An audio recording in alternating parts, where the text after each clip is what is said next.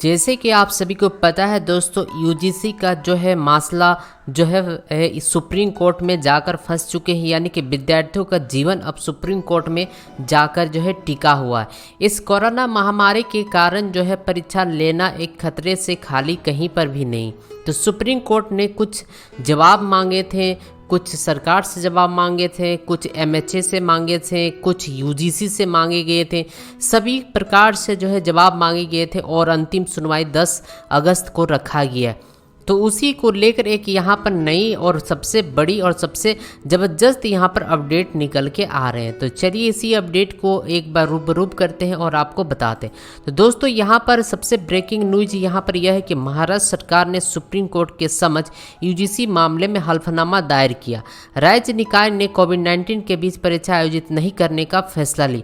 साफ साफ दोस्तों महाराष्ट्र सरकार ने कह दिया गया कि हम जो है किसी भी प्रकार का कोई परीक्षा नहीं लेंगे, जो करना है, जो उखाड़ना है उखाड़ लीजिए। उस पर एक हल्फनामा दायर कर दिया गया। यह सुप्रीम कोर्ट में कर दिया गया। अब 10 तारीख को ही फैसला सुना पाएगा कि यूजीसी के जो है गाइडलाइन की किस प्रकार से धज्जियां उड़ेंगे या नहीं उड़ेंगे। इस चीज़ को जो है 10 तारीख को ही सामना होने पड़े। एक बार पूरी खबर को जो है रूबरूब करते हैं और आपको यहाँ पर बताते हैं दोस्तों कि क्या यहाँ पर लिखेंगे। महाराष्ट्र सरकार ने सुप्रीम कोर्ट को सूचित किया है कि 13 जुलाई को राज्य आपदा प्रबंधन प्राधिकरण ने कोविड-19 महामारी के बीच राज्य में परीक्षा नहीं कराने का संकल्प लिया था। दोस्तों महाराष्ट्र सरकार जो है 13 जुलाई को ही फैसला कर लिया गया था कि किसी भी हालत में हम अपने स्टेट में परीक्षा नहीं होने देंगे। लेकिन दोस्तों कोविड-19 की बढ़ती संख्या के मद्देनजर रखते हुए परीक्षा आयोजित करने के खिलाफ राज्य भर के विश्वविद्यालय के कुलपति के बहुमत के बाद यह निर्णय लिया गया। बहुत सारे दोस्तों प्रोफेसर से बात किया गया, वहाँ के बहुत सारे मिनिस्टर के साथ बात किया गया, एक साथ सब कोई मिलकर बैठा गया महाराष्ट्र में। उसके बाद महाराष्ट्र का हालत देखा गया कि महाराष्ट्र में किस प्रकार से कोरोना वायरस से संक्रमित लोगों की संख्या दिन ब दिन बढ़ते जा रही। उसके बाद दोस्तों फाइनल डिसीजन लिया गया है कि महाराष्ट्र में किसी भी प्रकार का कोई परीक्षा नहीं होगा। ये डिसीजन लिया गया। उसके बाद दोस्तों न्यायमूर्ति जो अशोक भूषण है की अध्यक्षता वाली एक पीठ ने 31 जुलाई को महाराष्ट्र सरकार से कहा था कि वह राज्य आपदा प्रबंधक समिति द्वारा राज्य में अंतिम वर्ष की परीक्षा आयोजित करने के संबंध में अपनाए गए प्रस्ताव को रिकॉर्ड रखें। यहाँ पर कहा जा रहा था दोस्तों कि आप जो है अगर यूजीसी के गाइडलाइन अगर है तो यूजीसी एक गाइडलाइन और एक गाइडलाइन बनाए जिसमें राज्य सरकारें अपने स्टेट में हो सके तो परीक्षा करवाए या हो सके तो परीक्षा ना करवाए। ये मतलब स्टेट के ऊपर जो छोड़ने के लिए कहा गया था। तो वो भी बात जो दोस्तों यूजीसी जो है अपने आप को एक्सेप्ट नहीं कर रही है। वो ये जो यूजीसी लाख बहाना बना रही नहीं। अगर इस टाइप से अगर छोड़ा जाए तो जो शिक्षा की जो एक नीति है वो नहीं हो पाएंगे। किसी स्टेट में बिना परीक्षा के विद्यार्थी पास हो रहे हैं तो किसी स्टेट में दोस्तों परीक्षा देने के बाद भी पास नहीं हो पा रहे। तो उसे में दोस्तों एक जो है नीति नहीं अपना पाएंगे। इसके कारण जो है यहाँ पर पेचीदा जो है सुप्रीम कोर्ट में ले जाकर फंस चुके हैं। इसके साथ साथ दोस्तों यहाँ पर यह भी बात लिखे हैं कि राज्य में उच्च शिक्षा निर्देशालय डॉक्टर जो है धनराज आर माने के माध्यम से जो दायर हल्फनामा अदालत को सूचित करता है 6 जुलाई की यूजीसी दिशा निर्देश 13 जुलाई को जो है एक बैठक बुलाई गई। तो उसी में जो है दोस्तों अनुमति नहीं देने के फैसले को पुनः विचार करने के लिए परीक्षा जो है कहा गया था कि जो 6 जुलाई को जो है आप परीक्षा लेने के लिए जो गाइडलाइन जारी किया गया है उसको जो फिर से पुनः विचार करें, उसके लिए दोस्तों यूजीसी से कहा गया था। उसके बाद दोस्तों यहाँ पर यह भी कहा गया कि प्राधिकरण ने विभिन्न पहलुओं पर विचार किया, जैसे कि पूरे राज्य में प्रचलित खतरनाक कोविड-19 स्थिति, विभिन्न नगर निकायों द्वारा लगाया गया लॉकडाउन, कंट्रीब्यूशन जोन घोषित किया गया है। तो कॉलेज भवनों को अलगाव केंद्रों के रूप में इस्तेमाल किया जा रहा है। यानी कि दोस्तों कोविड-19 के कारण जो बहुत सारा जो है क्वारंटाइन सेंटर जो है बना दिया गया है। बहुत सारे स्कूल कॉलेज है और उसमें कुछ ना कुछ वायरस जरूर होगा। वैसे में अगर उसमें वायरस को अगर उसी वायरस में अगर विद्यार्थियों को बैठा दिया जाता है तो कोविड-19 को एक चुनौती हो सकता है दोस्तों।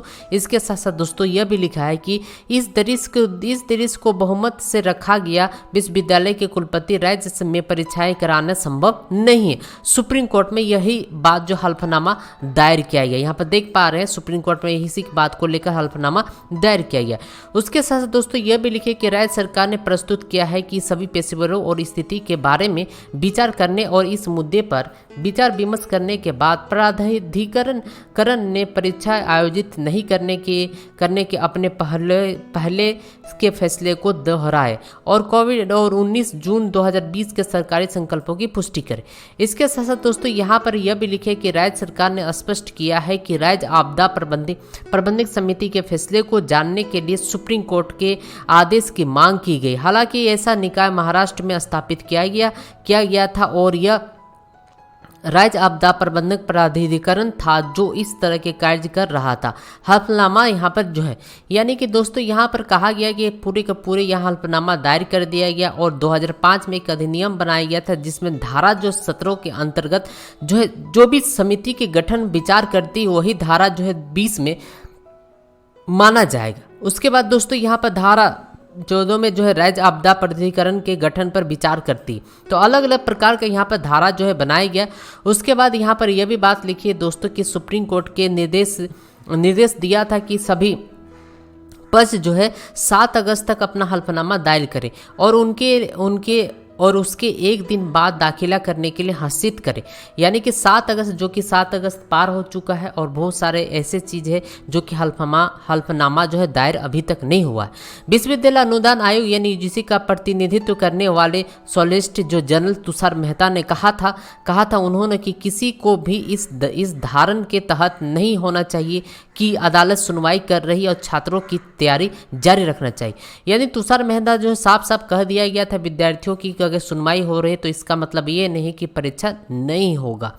इसके साथ साथ दोस्तों यह भी बात लिखेगी कि यूजीसी ने न्यायालय के पक्ष में दायर अपने हल्फनामों में कहा कि परीक्षा आयोजित करने के दिशा निर्देशक छात्रों के शैक्षणिक भविष्य की रक्षा करने के लिए की गई।